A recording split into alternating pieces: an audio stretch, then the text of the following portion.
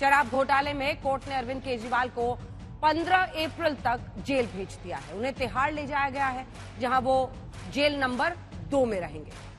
इस बीच शराब घोटाले में आम आदमी पार्टी के नेताओं की फहरिस्त लगातार बढ़ रही है। आज कोर्ट में ईडी ने केजरीवाल के हवाले से आतिशी और सौरभ भारद्वाज का भी नाम लिया। कैलाश गहलोत से पहले से ही पूछताछ हो चुकी है। भ्रष्टाचार के खिलाफ ईडी लगातार एक्शन में है। दूसरी ओर विपक्ष ईडी की कार्रवाई को सियासी एक्शन बता रहा है और सरकार के खिलाफ मोर्चेबंदी कर रहा है। तो क्या घोटालेबाज बेदम हो रहे हैं, आखिर सियासत का दम निकल रहा है?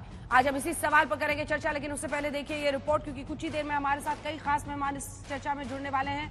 सुधांशु त्रिवेदी जी, राष्ट्रीय प्रवक्ता, सांसद बीजेपी के अगर होंगे तो प्रियंका कक्कड़ आम आदमी पार्टी का पक्ष रखेंगे, आलोक शर्मा कांग्रेस पार्टी का पक्ष रखेंगे, शशि शेखर जी वरिष्ठ पत्रकार, यहाँ पर आलोक जी दिख गए, जुड़ गए हमारे साथ। शशि शेखर जी वरिष्ठ पत्रकार हमारे साथ हैं, तो आशुतोष जी हमारे साथ राजनीतिक विश्लेषक के तौर पर आज चर्चा में शामिल होंगे। लेकिन इससे पहले कि हम चर्चा की शुरुआत करें, ये रिपोर्ट देखिए। ईडी शराब घोटाले में भी अपना काम कर रही है। जांच एजेंसियों ने अरविंद केजरीवाल की पेशी के वक्त कोर्ट में आम आदमी पार्टी के 2 दूसरे नेताओं के नाम भी लिए। ईडी ने अदालत को बताया कि केजरीवाल ने बयान दिया है कि विजय नायर, सौरभ भारद्वाज और आतिशी को रिपोर्ट किया करते थे। कोर्ट में ईडी के इस खुलासे के बाद दिल्ली की मंत्री आतिशी को जैसे सांप सूंघ गया।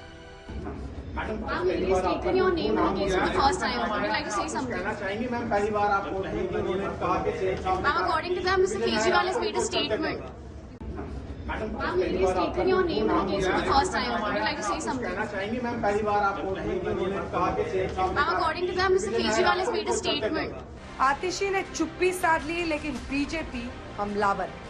सारा विपक्ष जिस आरोपी को बचाने के लिए प्रयास कर रहा था, न्यायालय की दृष्टि में वो गंभीर आरोप हैं।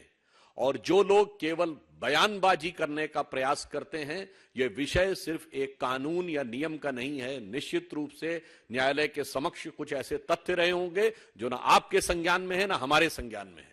अभी शरत रेड्डी से 60 करोड़ लिया, जो उसके अरेस्ट के बाद, उसके बाद वो सरकारी गवाह बना, उसके बाद बेल होती है, उसके बयान के आधार पर मुख्यमंत्री जी की गिरफ्तारी हुई है। ऐसे बयान पर किसी पॉकेट मार की गिरफ्तारी ना हो जिस बयान पर एक सिटिंग मुख्यमंत्री की गिरफ्तारी हुई है। शराब घोटाले को लेकर ईडी का शिकंजा लगातार कस रहा है। आम आदमी पार्टी के नेताओं की फहरिस्त लगातार बढ़ती जा रही है। अरविंद केजरीवाल को कोर्ट ने 15 अप्रैल तक के लिए जेल भेज दिया है। मनीष सिसोदिया पहले से जेल में है, संजय सिंह भी जेल में है। सौरभ भारद्वाज और आतिशी का कनेक्शन विजय नायर से जुड़ रहा है। विजय नायर कैलाश गहलोत के घर में रहता था, साथ ही कैलाश गहलोत शराब नीति बनाने वाले मंत्रियों के समूह में भी है। अरविंद जी, पूरा इंडिया गठबंधन के लाभ के लिए जुटा मामले में था, क्या कहेंगे? मंत्री जी जो ये कर रहे हैं, ये देश के लिए अच्छा नहीं है। दिल्ली के मुख्यमंत्री अरविंद केजरीवाल अब तिहाड़ के जेल नंबर 2 में रहेंगे, तो क्या वहीं से सरकार चलाएंगे? दिल्ली के उपराज्यपाल कह चुके हैं, मैं दिल्ली के लोगों को भरोसा देना चाहता हूं कि सरकार जेल से नहीं चलेगी। जेल के नियम कानूनों को जानने वाले भी बताते हैं कि तिहाड़ से सरकार चलाना मुश्किल है। सीएमशिप चलाना है, सीएमशिप चलाने में खाली फाइलें साइन नहीं करनी होती, आपको कैबिनेट मीटिंग करनी होती है, आपको टेलीफोन चाहिए, आपको वीडियो कॉन्फ्रेंसिंग चाहिए।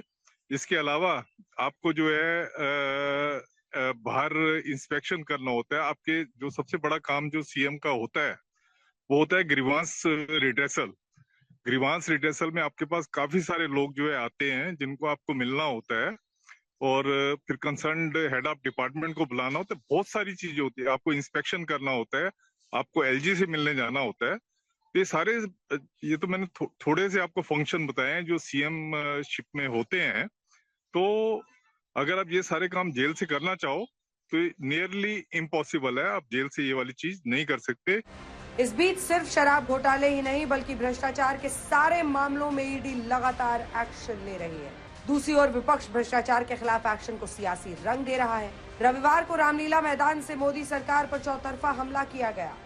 पैसे देकर सरकारों को गिराया जाता है, नेताओं को जेल में डाला जाता है। आज हम सब लोग देख रहे हैं कि देश में अघोषित इमरजेंसी लागू हो चुकी है। देश में सत्ता में जो लोग बैठे हैं तानाशाह रवैया अपनाने का काम कर रहे हैं। जो नारा दे रहे हैं 400 पार, अगर आपके 400 पार हो रहे थे तो आम आदमी पार्टी के नेता से आपको घबराहट किस बात की है? देश को मैं आह्वान करता हूं कि हम सबको अब चाहिए, मजबूत देश चाहिए और मिलीजुली सरकार हमें लानी ही होगी।